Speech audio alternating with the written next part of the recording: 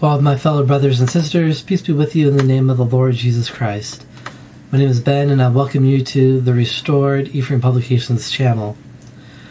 Today we're going to continue our discussion on understanding Mormon theology, and today's topic will be, do Mormons believe in Sola Scriptura, which means Scripture alone?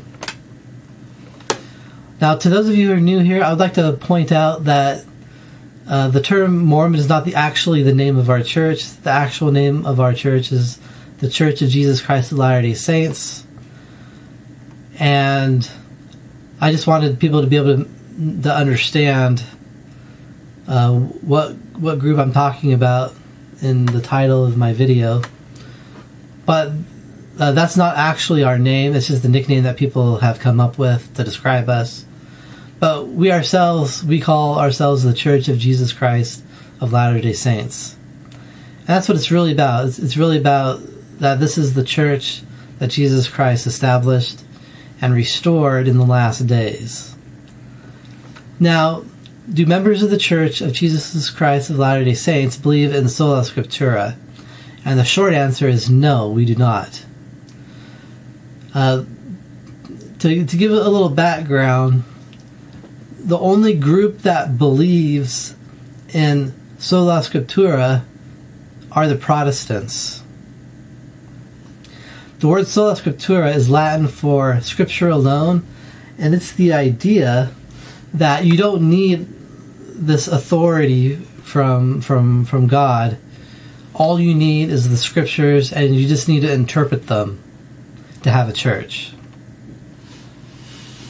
And the reason why the Protestants created the idea of Sola Scriptura, Scripture alone, is because when they finally began translating the Bible into other languages outside of Latin, people in the Catholic Church began to read the Bible, and they realized that the Catholic Church was doing things that the Bible forbid, and so they decided that we don't need this line of authority. We just need to focus on what the Bible says and do that. And the problem with that is that this is why we have so many different Protestant churches, is because as many different churches there are different interpretations of the Bible. And so you have some churches that believe in baptism. You have some churches that you don't need to get baptized. You have some churches that baptize by immersion. You have some that sprinkle with water. You have some churches that believe that you have to do the communion or Eucharist or Lord's Supper, and you have others that believe that you don't have to do that. And you have this myriad of beliefs, and it comes from the idea that all you need to run the church is the Scriptures. And the only point that I kind of agree with on the Protestants is that we should look at the Scriptures and see is what this group doing in line with the Scriptures, or have they gone off the rocker? But even though that's part of the idea, how do you know someone's interpreting correctly when you have this myriad of different beliefs?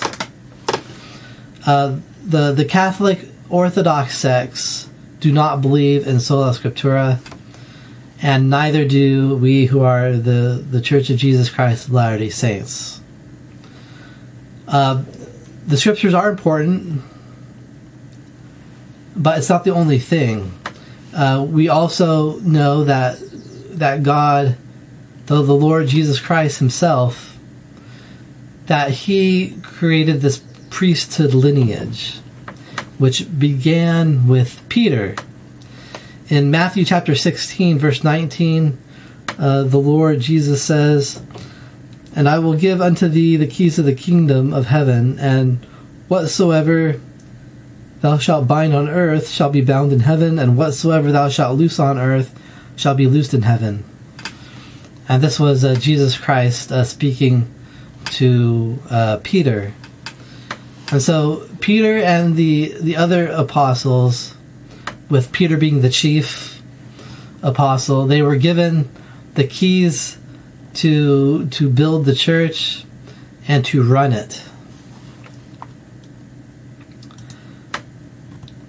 In Luke chapter 6, verse 13, it says, "And when it was day, he," referring to Jesus, "called unto him his disciples, and of them he chose 12, whom he also named apostles." And so then it gives a list of names of the original 12 apostles. And so these are people that Christ chose in order to assist in his ministry and to help run the church.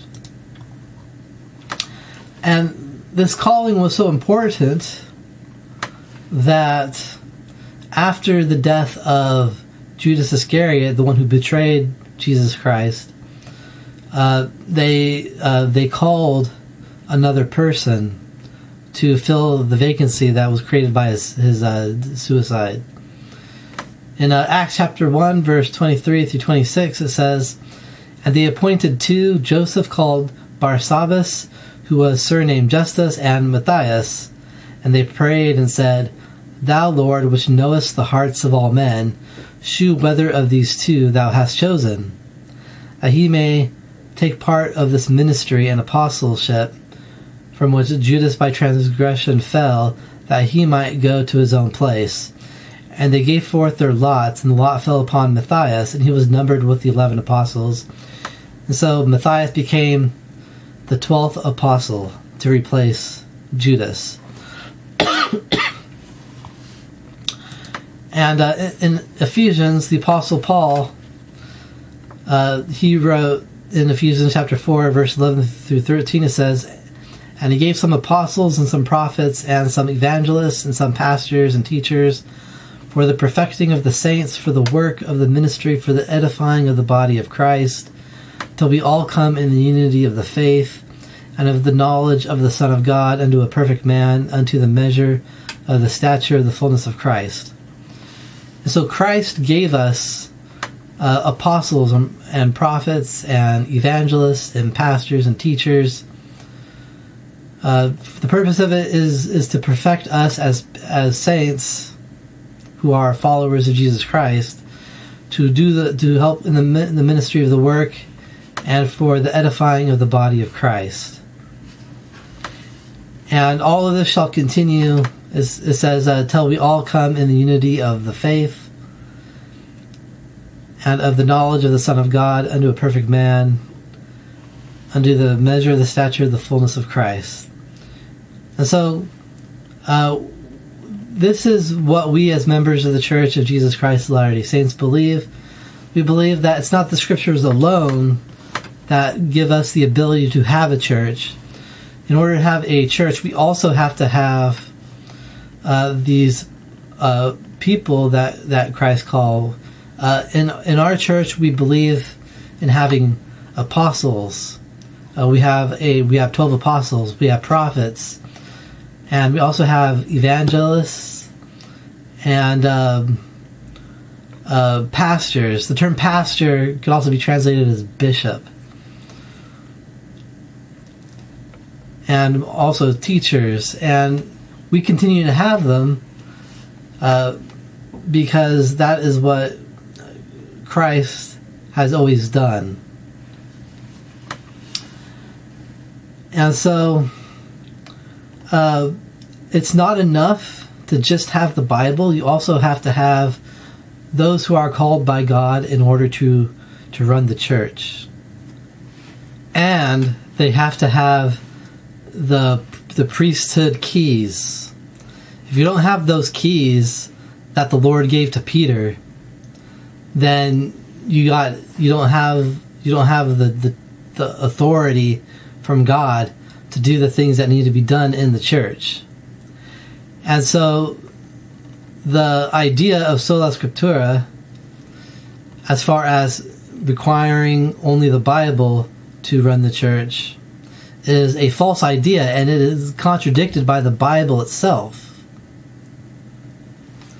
And so the Protestants believe that the Orthodox churches, they have gone apostate, and so they broke away.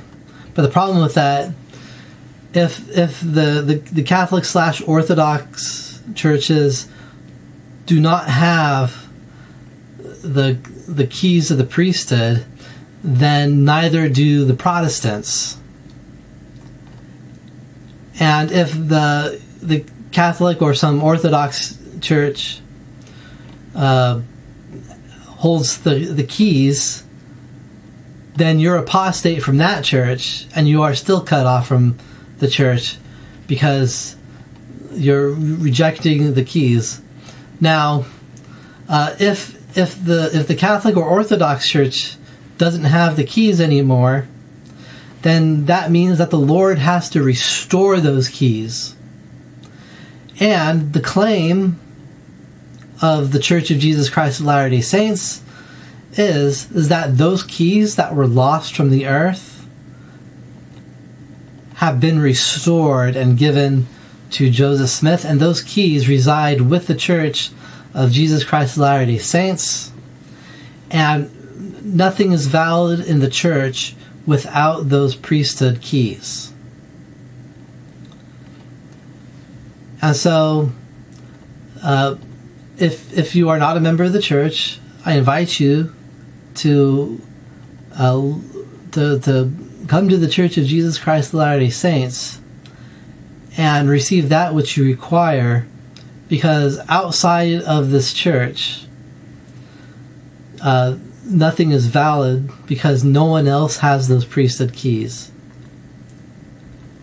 And I leave this with you in the name of Jesus Christ. Amen.